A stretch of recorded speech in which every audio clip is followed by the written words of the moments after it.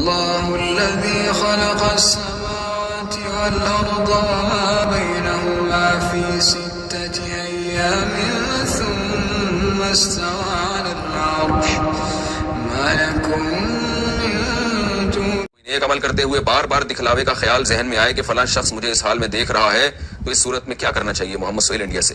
یہ جو کام آپ نے اللہ کے لیے شروع کیا تھا بار بار دکھلاوے کا خیال آ رہا ہے تو اس کا علاج یہ کہ آنے دیں. یہ شیطان جو ہے نا یہ بہت بڑی فلم ہے, خوب سمجھ لیں.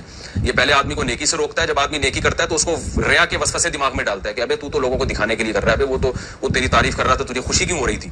اس سے نقصان یہ ہوتا ہے کہ آدمی اس کام کو پھر دل جمعی کے ساتھ کر نہیں پاتا.